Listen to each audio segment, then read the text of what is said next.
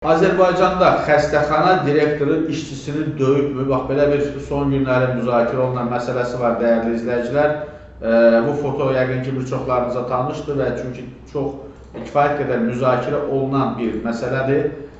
Deməli, Sabirabad rayon mərkəzi xəstəxanasında xəstə baxıcısı döyülüb. Bununla bağlı sosial şəbəkələrdə video yayılıb. İddiaya görə xəstə baxıcısı xəstəxananın direktoru Həsən Hüseynov tərəfindən xüsusi amansızlıqla döyülüb. Qadın məsələ ilə bağlı hüquq mühafizə orqanlarına müraciət edib, faktla bağlı cinayət işinin başlandığı deyilir. Məsələ ilə bağlı təbibdən bildirilib ki, vətəndaş Xalidə Əliniyaz qızı Cümşüdovanın iş yerində təzyiqə və hədə-qorxuya məruz qalması, döyülməsi, həmçinin qanunsuz və əsassız olaraq işdən azad olunması barədə 2024 və 2025-ci illər ərzində quruma daxil olmuş müraciətləri əsasında müvafiq araşdırmalar aparılıb.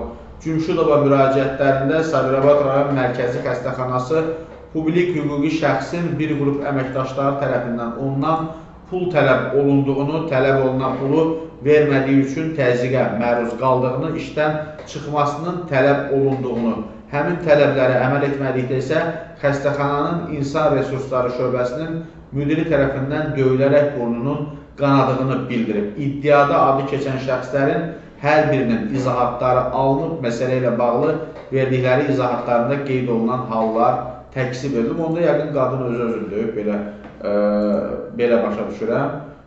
Və məsələ nədən ibarətdir? Araşdırma nəticəsində əmək funksiyalarının icrası zamanı nöqsana yol verməsi və iş yerində əmək və icra intizamını pozması səbəbindən Cümşüdovanın bir neçə dəfə intizam məsuliyyətinə cəlb olunduğu yekun olaraq 10 yanvar 2025-ci il tarixli əmrlə Cümşüdova ilə Sabirabad rayon mərkəzi xəstəxanası publik hüquqi şəxs arasında əmək müqaviləsinə deməli, xitam verildiyi müəyyən olunub. Əmrdən narazı qalan Cümşüdova əmrin ləğvi və işə bərpa tələbi ilə məhkəməyə müraciət edib və iddia təmin olunmayıb. İş materiallarında Cümşüdovanın yerli icra hakimiyyəti orqanının başçısına və xəstəxana rəhbərinə ünvanlanmış 27 iyun 2024-cü il tarixli müraciətlərindən müxtəlif dövlət orqanlarına ünvanladığı şikayətlərinin emosional vəziyyətdə yazılaraq həqiqəti əks etdirmədiyi